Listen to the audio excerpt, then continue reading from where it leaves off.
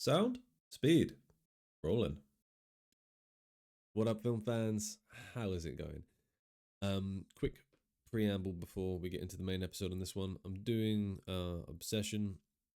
Spoilers throughout this one. I'll try and keep them as few as I can, but there are going to be a few spoilers, so bear that in mind. Please do rate, review, subscribe. Hit the like button, hit the subscribe button so you don't miss an episode. This is the podcast just about talking about films. So talk in the comments. I'll respond to you. Keep the conversation going. And yeah, hope you enjoy the episode. What is going on, film fans? How are we? How's everybody doing? I'm recording this during the heat wave that's hitting the UK at the moment. So if you're listening to this around about that time, I hope you're not melting, and I hope you're staying hydrated. And if you're not in the UK and you're not experiencing a heat wave, well, I hope you're well as well. Yeah, getting all around the globe, hopefully, with this podcast.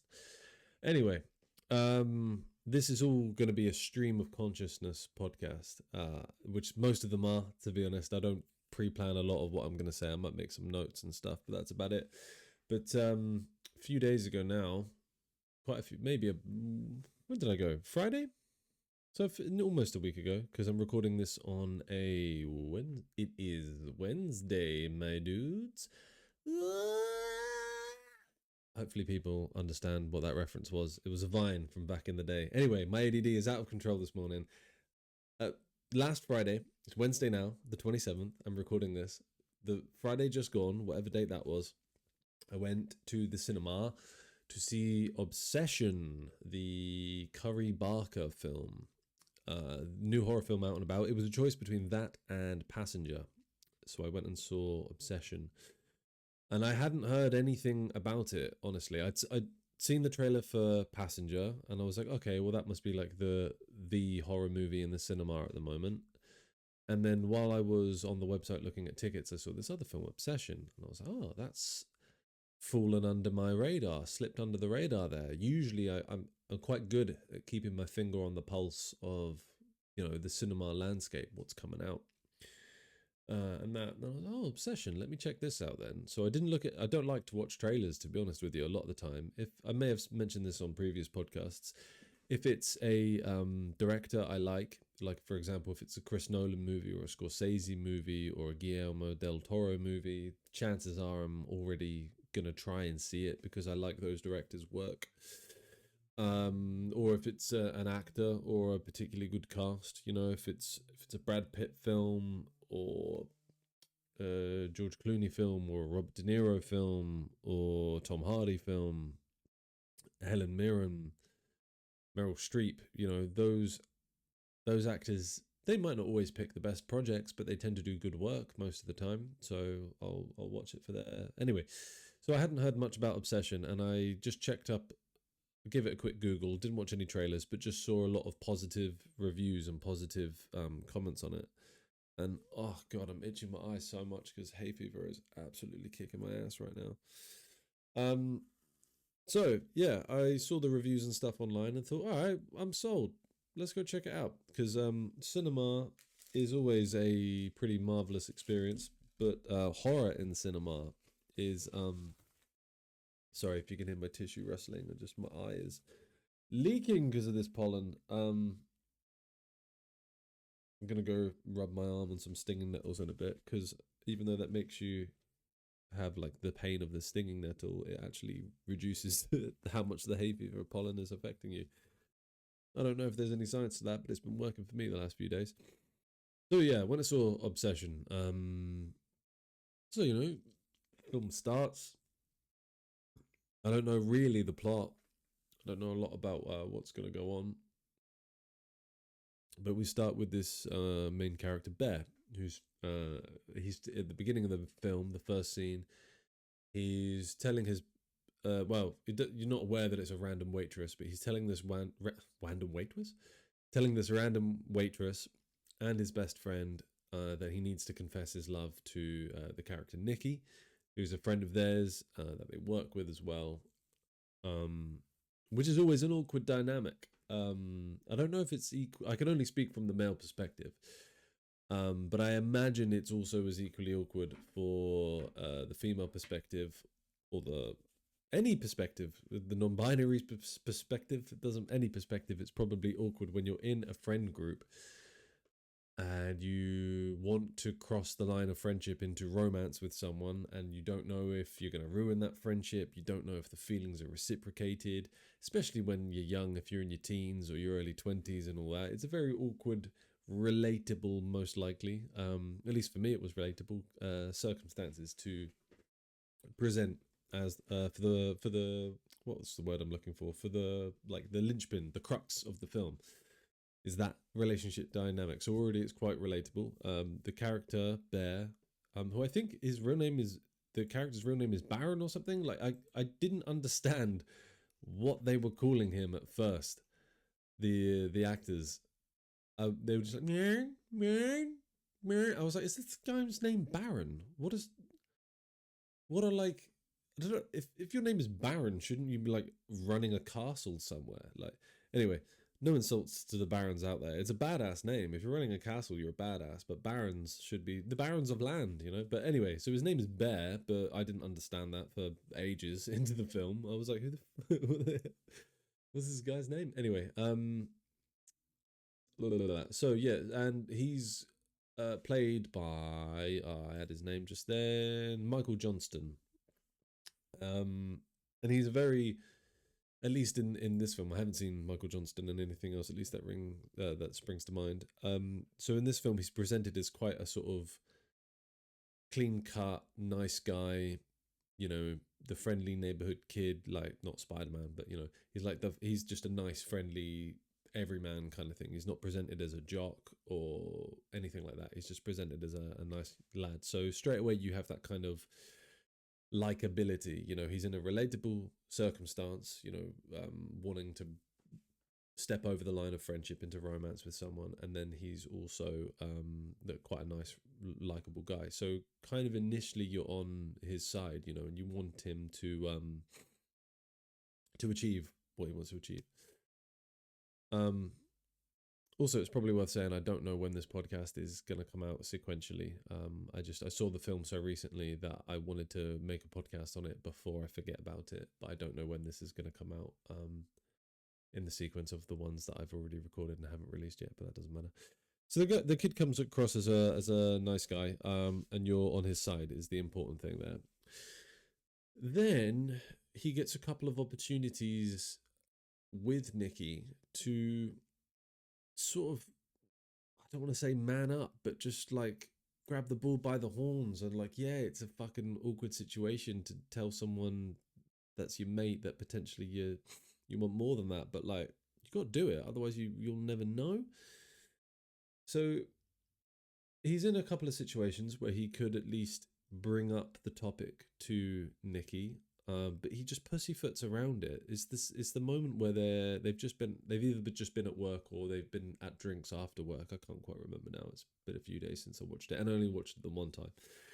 But he's dropping her off back home, and they're in the car, and he's trying to say what he wants to say. He's also already went and picked her up tried to pick her up a present, and ended up finding this one wish willow. The one wish willows being the what's the expression I'm looking for? God damn it, my brain is not firing today.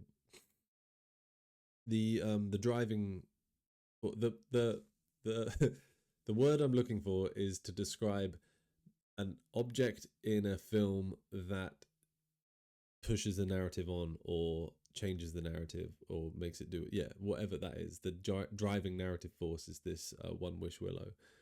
So he's in his car with her and he's trying to confess his love or whatever. And he's pussyfooting around it, so she's getting confused. She's not picking up the signals he's putting down. I think she starts to get a little bit impatient with him. And he says something that suggests that maybe he's crossing the line of friendship, and she probably because she's already annoyed by him pussyfooting around it. I think she's annoyed by some other shit in the film as well. Like she's not happy with working where she works and all those kind of things. I do apologize for the sniffles, but like I say, this hay fever is really kick my ass at the minute. So she sort of shoots him down, and that kills the last remaining bit of confidence he had. When it comes to admitting his feelings for her. At which point, I started to lose sympathy for our main character, old Barry McBarryson, because if you ain't gonna shit, get off the pot. Do you know what I mean? Like, just do it. Just like, yeah, she might be your bestie and stuff, but you know, just because she is, they've spoken throughout the beginning of the film about how their relationship is such that they feel like they can only talk to each other about certain things. They can't talk to their other friends or their other family members about certain things. So I was like, bro, not even in a like, not even in a you know, a macho kind of like, oh, you got to hit on women, pick up women, like not even in that kind of way at all, but just dude, just say what you need to say as a person, as a human. Go after what you want. Just say it. If you've got feelings for this woman and she's meant to be your bestie and stuff, say like, hey, you could even say, it's all easy in hindsight, but you could even say like, hey, we're so close. We have this lovely relationship where we can tell each other anything. We talk to each other about anything. We're always there for each other. I don't know if I'm reading too much into that, but is there something beyond friendship there? Is because I feel strong for you and I can't work out if it's romantic or if it's friendship. Like, can we talk about that? Something like that. That a woman might be listening to this right now and be like, that's awful. If someone said that to me, I'd throw up. But at least you said something. So I lost sympathy with the guy because he's been banging on about it to his mates for ages, obviously. So then at that point, he pulls out the One Wish Willow and makes his wish. He just flippantly says, oh, I wish he loved me more than anyone in the entire fucking world, or something like that. Snaps it, and then almost immediately we get a reaction. We think that Nikki has walked into her house at this point. She's either still at the door trying to get her key in, or she's immediately come back out of the door. It's not really clear which one it is.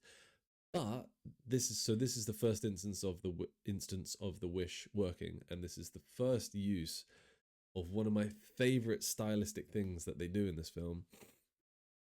Is any time, so the effect of the wish, I am gonna call it a possession, right? She gets possessed by this. I don't know if it's a ghost or a demon or an energy or a spirit or whatever it is. It's not really dove into in the film. They don't really justify it or explain it. It is quite left open to your interpretation as the viewer, which I like. So I'm going with obsession. She gets obsessed by this entity, we'll call it for now. And anytime she's possessed by this entity, they don't let us see her face. And it's really effective and really creepy. And quite often what they do is have her silhouetted. So, you know, they'll light her from behind so that her body and face just look completely shadowed. Just realised I forgot to show, look, that's the title. That's the film poster, Obsession. Isn't that lovely?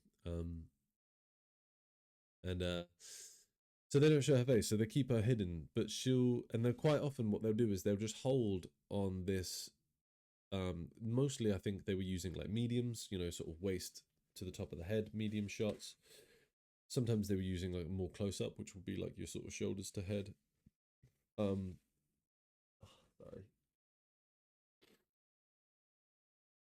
And they would stay on this shot for an extended period of time to the point where it becomes quite uncomfortable because you're like, I can't see this person. I can't see their eyes. And as a human, if you know, if you're lucky enough to have the gift of vision, when you're looking at someone, you're looking to see in their eyes or at least their face because you're looking to understand their behavior and their emotions and all these things, because as a human, in a way, that's kind of a survival mechanism. You want to be able to see the person you're looking at, to see into their eyes, see what their true intentions are. Is this person a threat? Are they a friend?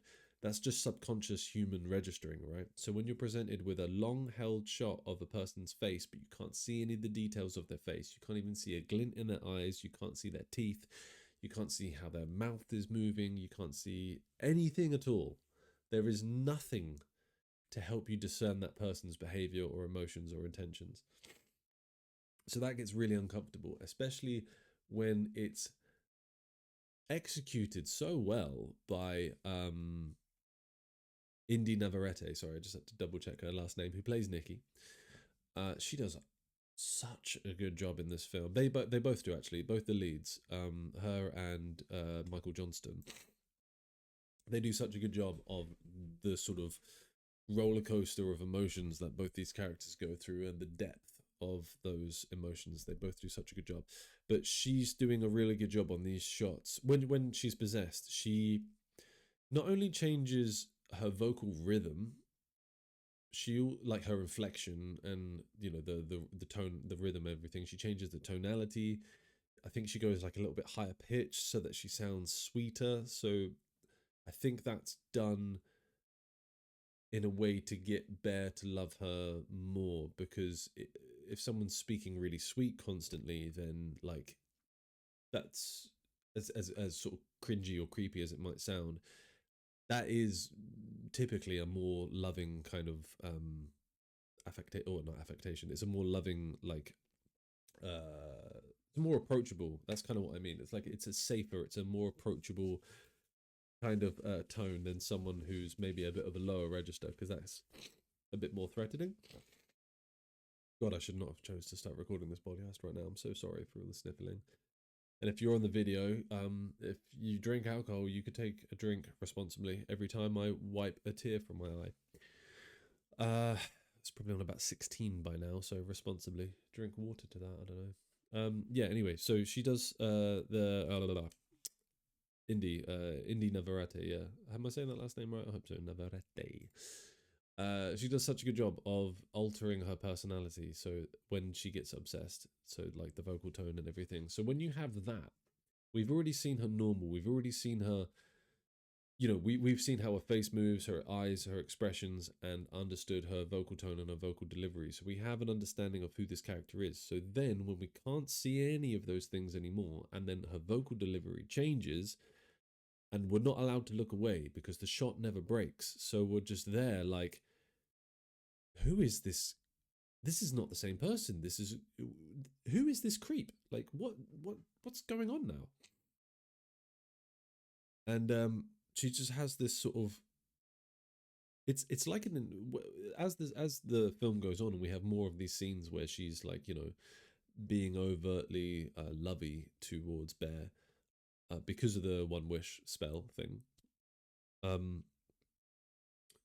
It's almost like she has this tether between him and her, where, like, it's almost like an umbilical life force. It's quite remarkable that she just sort of seems to create this palpable energy, and it probably was, you know, something that the director Curry Barker wanted to create. But, you know, at the end of the day, she's the one on the screen that's got to sell it, so it definitely works. It's really, really good. So yeah, so that was the sort of the first what do you call it, incarnation of that trickery, you know, hiding her face, silhouetting her. But that happens more and more throughout the film, and it gets evolved. They evolve that technique of hiding her face anytime she's, like, possessed. And at first I thought it was done to, like, sort of coincidentally, to build suspense. But then there's one time, maybe like mid or towards the end of the film, midway through towards the end of the film, she has these moments of, like, heightened possession, I'm going to call them, right? So since the wish happens, she's pretty much, like, 70% of the time invested in loving Bear, and then maybe like 15% of the time she's hyper obsessed with him, and that's when the real obsession starts. And that's usually either when she'll do something real crazy, or she'll retreat into the shadows and hide her face. And then the other percent of the time she's lucid Nikki and realizes that she's a puppet, which was really cool. By the way, there's gonna be spoilers throughout this, just FYI.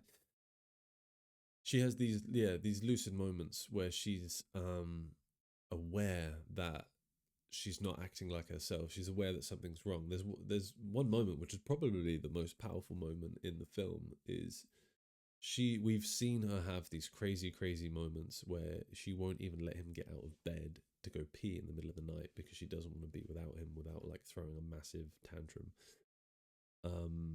And she goes to so he tries to sneak out of bed, and then we've had the same situation before. She goes crazy, throws a tantrum, and then this time you just hear like a bear like calling out for him quietly in the night, and he's like, oh shit, she's gonna go crazy again. But she stays completely still on the bed, and we still don't really see her face because the shot is from the foot of the bed looking up towards the headboard, and she's like curled up sleeping on a pillow, so we don't really see her face again, but we just hear this real soft, gentle voice that's like it's this sort of voice that's as though they don't want to wake up someone, and it's that sort of soft worry in the voice as though they've just finished crying. It's quite a nice delivery. It's a really nice delivery, and that's probably the most powerful moment in the film because she is speaking to him as Nikki, not as the possessed like entity. And she says something to the effect of like, "It's not me. I I can't control it. I don't know what's possessing me." Like she doesn't say these things, but whatever she says is to that effect, right? And she basically asks him to kill her. She's like, "Just kill me. Like I can't be a passenger in my own mind. I can't sit here and witness all these crazy things that I'm doing, but it's not me." But she doesn't say that. She says it in better words. And that was crazy because I was like, oh my god, it's not as though her brain chemistry has been altered so that she now is attracted to this guy or has feelings to this guy. It's that literally something is taking over her conscious mind and pushing her conscious backwards into a subconscious and then just operating her body for her. And it's has some pretty mental moments. Like I couldn't help but feel that like Curry, the I'm pretty sure Curry Barker, the director, wrote it as well. But he must have either experienced or studied some real toxic relationships. The girl or guy or non-binary, whatever, being toxic, but like to have scenes where like they're in a restaurant and he starts to question some of her behavior or like the potential lies that she may have told him. He's just questioning things like, hey, by the way, this didn't add up. And then Indy just brings the crazy in such a brilliant actress, brings the crazy in such a great way, and just has this like really unhinged kind of crazy smile, like, and just starts being like, "Why are you bringing up all this? I thought we were gonna have a nice date. Why would you ruin it?" And all that, but like at the top of her voice in this hysterics where she's not like yelling at him. She's completely pinning everything on him though. Like she's like, why would you do that? We were having a nice date until you brought this up, but it's done with this crazy smile on her face so that like although she's speaking at the top of her voice, she's not yelling and she can't be angry with him because she's smiling. It's just these weird like manipulative crazy kind of outburst. And then obviously she has another one when they're at a party with some friends, and I can't remember what game they're playing, but it ends up that like they're not sat next to each other in the circle of friends, and Bear has to kiss the girl on his left, which obviously straight away crazy Nikki puts a stop to, and makes a big ass of herself in public. But it's more than that. It's like, so she freaks out and says all this shit about no one will ever love Bear the way that I love Bear.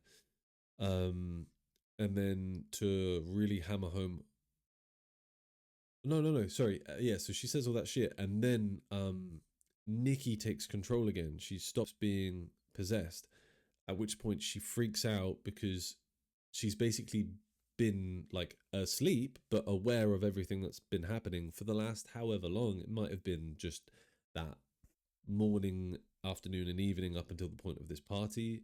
It may have been the last week. Like, we don't know as viewers how long she's been on, like, you know, the back seat while the possessed thing has been doing its business.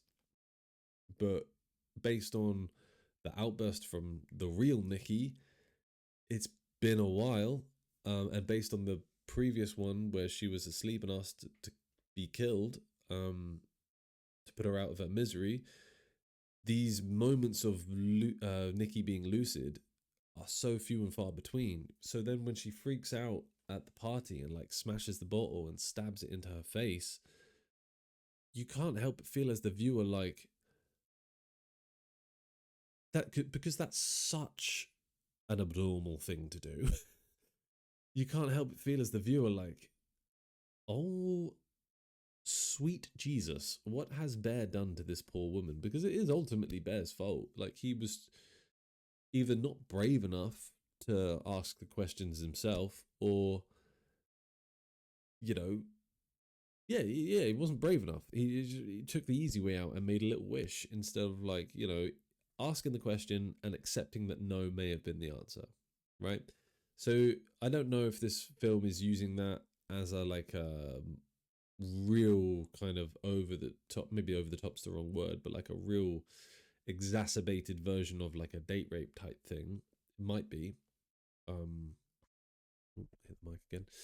But yeah, I don't know if that's what it's trying to say, but it could easily, you could easily attach that to it. And then it also might be the study of like toxic relationship dynamics, you know, like her kicking off in public because she's not getting her way, and her toxic line of questioning, sorry, her toxic behavior has been questioned. Or the like jealousy at the party scene of not wanting to share better, excuse the rhyme, and that kind of thing. Yeah, like there's a lot of different themes that you could slap on this one for sure, on this film. I can't help but wonder, like, has Kari Barker just either like done a lot of research into it, or maybe spoken to some friends about it who have had bad relationships, or has he just been one of the most unlucky bastards in the world and had some terrible relationships? Back to her face hiding though. Probably one of the coolest bits that they do with that is when she's possessed. So Muggins wakes up in the bear guy. He wakes up in the middle of the night. She's not next to him, which is odd because she's always with him. She's obsessed with him. Thus the name of the film. But she's not with him, and he's looking around the room. So we see the room from his perspective, from as if we were laying in bed. So the camera's looking around the room. And then I don't know if everyone saw it straight away, but I saw it straight away. When you see the perspective of the room from his bed, in the right corner, all the way in the corner of the room, in shrouded in shadow, is Nikki, and you can barely see that there's a person there. Like, you can mostly just see shadow and then like the faintest outline of a head with long hair and a slight bit of sort of like white light on the face, to the point where you can like just about see that there's a grey face back there, but it's very hard to make it out. And then the set is dressed so well that there's like a one of those folding dividing screens and stuff on the left, if I'm remembering this rightly, but that's obviously creating a few shadows. There's like clothes draped over it, so then you have more sort of silhouette-y clothes hanging type pictures, not pictures, but like that's what you can see, the silhouette clothes thing hanging. You have all these other things and objects creating shadows, and you know what looks like the figure of a silhouette of a body or whatever.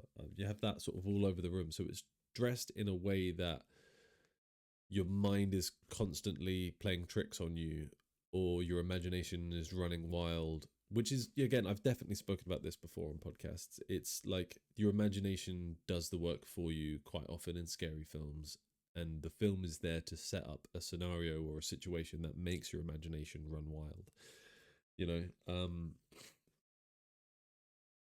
So that shot was so good, and a really good example of a film that did what they do in this one, in terms of hiding her in the corner and playing tricks on you whether you think you can see what you can actually see, is Barbarian. The was it Zach Krieger directed Barbarian? Also did Weapons, which most people will probably know of Weapons because it was a bigger film. But in Barbarian, there's a scene in particular where the like monster is coming towards the camera, and it's in a very dark, barely lit environment, and you're just looking down a dark tunnel, and you're like, is there something coming to? Is that a face? Is that a foot? Like, oh my god, there's a thing there. It's really really effective. So then they do this in Obsession with her being in the corner, and she starts to then like slowly make her way out of the corner. And I just want to bring props to Indy again, because the physicality, I'm sure the director must have been like, hey, I need you to move like this. You know, it may have even had a choreographer, but you know, maybe not, because it's not too complicated. Or maybe a movement coach, sorry, more than a choreographer. But the way that she moves from within those shadows is so unsettling that, like, if she just walked out as normal, like, oh hey, sorry, I was just reading a book in the corner there or whatever, like, she just walked out normally, you wouldn't think anything of it. But she moves slow and kind of like the smooth slitheriness of a snake, but then at times it's kind of like I don't know, she does this weird kind of like she like steps out onto the right foot and then onto the left foot, like not like she's dancing, but almost like how a gazelle might trot, or maybe even like a big cat might sneak up to some prey. I don't know, it's she just moves so animalistically. It's so creepy, and just it's awful to look at. It was so creepy, and that's a combination of the set being well lit, choosing where to set the camera and how to frame that shot, the lighting. I think, did I just say the set well lit? But the set, sorry, the set being well decorated, and then the lighting the set decoration is what I meant to say. Yeah, and then you know how she moves, and how they set up the camera. It all combines for just some awful fucking viewing. I mean, it's great, but it's creepy as hell to look at. That was one of my favorite scenes in the whole film. I really like the kind of lore, as in LORE, of how these One Wish Willow things work, because and it makes for some like quite nice dark humor, in like a bit of comic relief that is just sprinkled with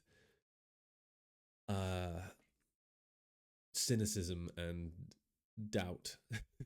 So what I mean is, the moments where he goes, he buy the scene where he buys the One Wish Willow.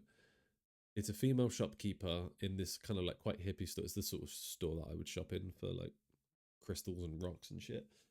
And if you don't believe me, this is one of my wristbands, and it represents all the colors of the chakra stones and has a little tree of life on it. So there you go. I mean what I say when I say I would shop there. But I really appreciate the kind of like the complete believability that the shopkeepers have in the products. Like, there's no, because people might have seen that wristband that I just held up and be like, oh my god, like, why does he believe in chakras and crystals and stuff like that? It's really wishy-washy. It's really easy to dismiss it. And all the shopkeepers that he speaks to in the film, they all have this, it's like they're talking about a laptop in Currys or the Apple Store or where other brands are available. You know, they're just talking about these things so factually, like, yeah, you plug it in, you press on, it works, kind of thing. Like, so when he's initially buying the One Wish Willow, and the woman's like, yeah, don't come back and complain about this. By the way, we get too many people complaining about him. And he's like, what? Like it's a scam? And she's like, no, it's not a scam. As if like, of course, when you buy this sandwich, you can eat the sandwich. This is a Subway, or you know, other fast food and sandwich franchises are also available. So yeah, she's like, no, it's not a scam. And he's like, well, what do they complain about? And she's like rolling her eyes, like, I don't have time for this kind of thing. So you're like, huh, all right, bit weird. And then when he goes back to actually complain because it's ruined her life and his life, the guy is just like, well, you know, you get one wish, that's it. Like, we can't do anything to help you. I've made my wish already.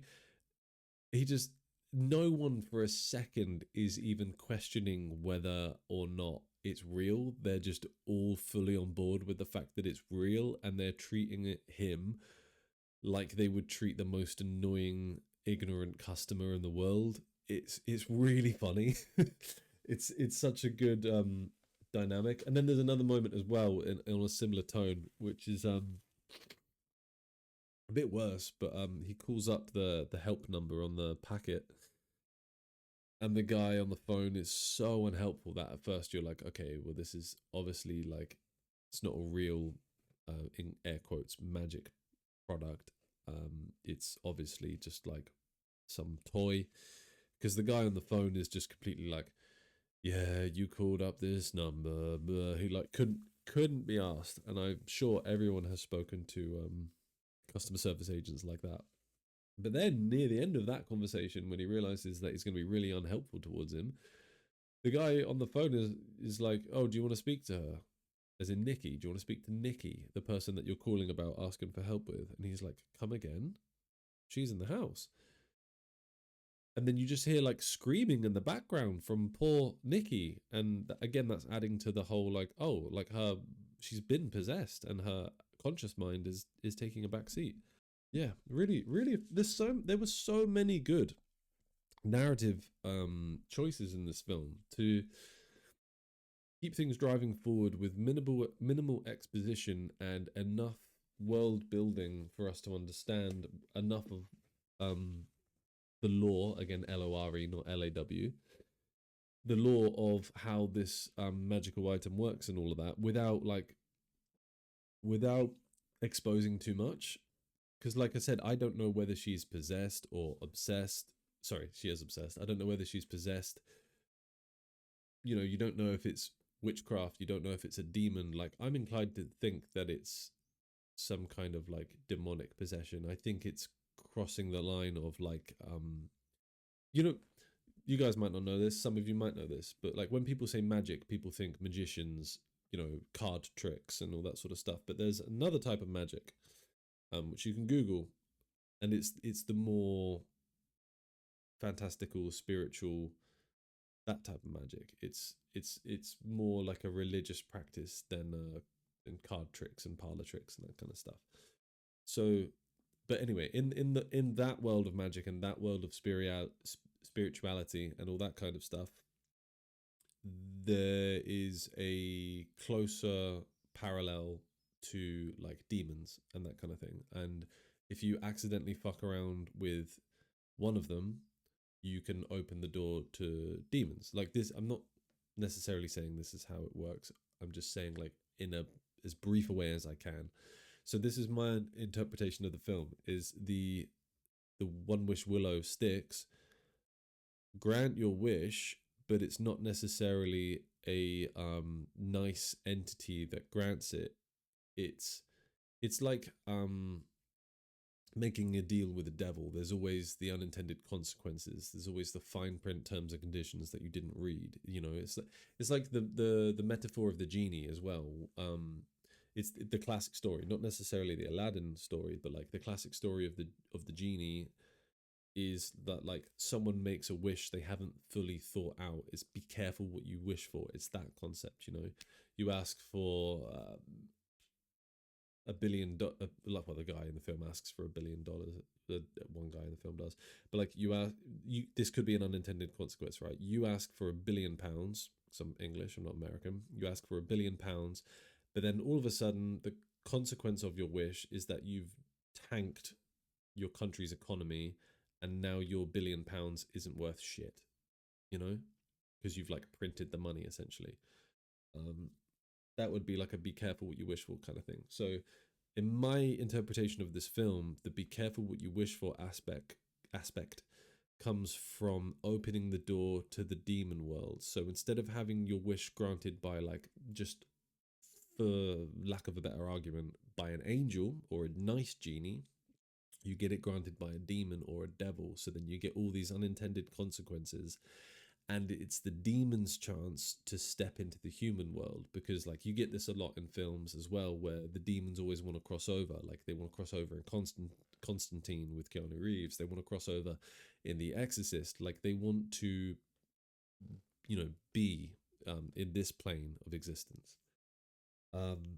So that's what I think it's doing. But unless I just completely blanked it, I don't think they ever say that in the film. And I really like that because it's open to interpretation. So now everyone can interpret it differently. You might be listening to this thinking, what the hell is he talking about?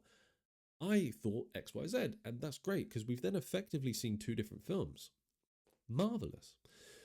So I really like that. There's so many good narrative tools. And then it's great from the director to, because with those shopkeepers, the male shopkeeper the second time he goes in, and the first shopkeeper, the female who sells him the one wish willow, they're both so similar in their approach to customer interaction that had to be a director's note, right? He had to oversee that through line of how I want these interactions to go, because otherwise, you know, you get two actors that there's a good chance they haven't read the whole script. They've probably only read their scene, to be quite frank.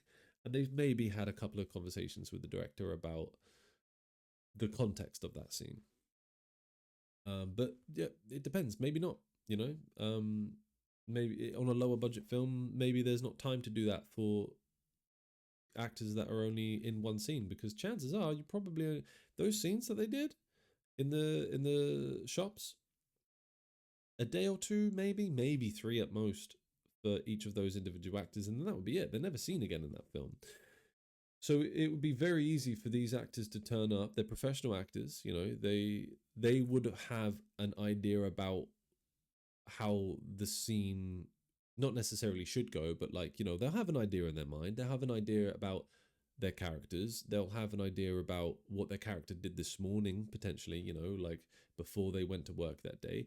You build up all these things as an actor. Well, most actors do. Some actors just fucking turn up and speak and say the lines and get paid and go home. But, you know, like more often than not, there's work done in the lead up to the filming. So they could have what the point I'm trying to make is they basically could have given you two completely different characters and like character interactions.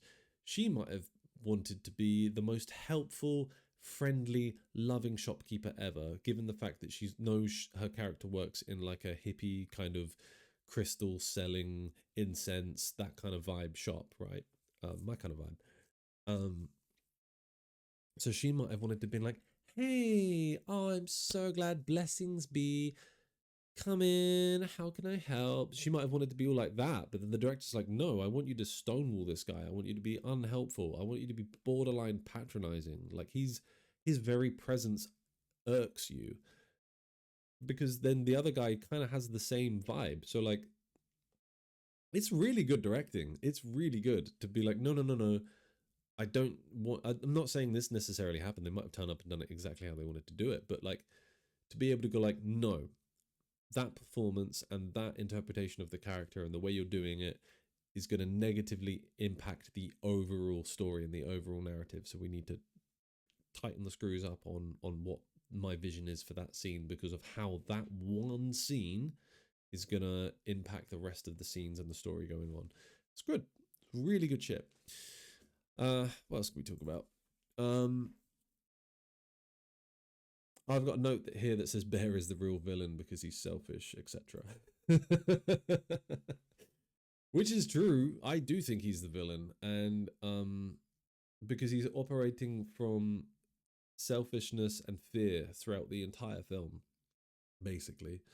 And he has opportunity, especially when he figures out the wish thing more. He has a few opportunities to try and like fix it, or one way or another. He has an idiot friend that he eventually goes to help, and the guy ends up just wishing for money. Um, yeah, he just doesn't. I empathize with people if they have like good intentions and poor execution, but he has so many examples in the film of like almost good intentions and then really bad execution like all the time. But then also as well, like you can lead a horse to water, but you can't make it drink. So like how many opportunities are we going to give this guy, especially early in the film, to say what he wants to say and express his feelings to Nikki and get it off his chest and just, do the thing. But he doesn't. So I'm like, well, there's only so much sympathy I can have for you then. Like, you had your opportunity and you didn't take it. So what do you want from me? Like, sorry, that's life. But and then he has opportunities to maybe be a nicer person and not really take advantage of her when she's possessed and stuff. But he thinks, oh no, I'm getting the attention I wanted now, so let me continue with this, which isn't great. And then he ruins her life. He full on ruins her life for his own selfish gain because he's not thinking. If he'd made the wish, I want Nikki to be as happy as she can be in life, and like hopefully that involves me, but whatever, that might have some bad unintended consequences to it. But he didn't. He made the wish. I want her to love me because that's what I want and that's what's important to me. And he ruins her life. And then spoilers again, but at the end, he sort of gets his comeuppance. Um, that was a really good ending. I won't speak through exactly what happens, but it was a really good ending. Yeah, I won't speak through what happens, just in case someone hasn't seen it. But yeah, heavens to Betsy, nearly kicked over my light. I think that's all the main things I wanted to talk through. Yep, that's pretty much everything I can think to talk through at the moment. But I really rated it. It was good. It had some real good. All the actors in it were really good. It had some creepy moments. It had some great moments, like atmosphere building tension moments. The lighting and the set design and everything, especially when she was doing her "you can't see my face" obsession. Sorry, possession type things. Yeah, I really rate it. Really, really, really rate it. Good film. All right, I'm gonna wrap this up then because I've kept enough of your time. But please do rate, review, subscribe, give it a like, give it a thumbs up, hit the subscribe wherever you're listening to. If it's YouTube, Spotify, whatever, please do. Just because it helps me, it helps the algorithm. I want to reach as many film fans as I can. Because I just love talking about it. And please start a conversation in the comments. I'll dive in there. I'll reply to people. Yeah, thank you very much.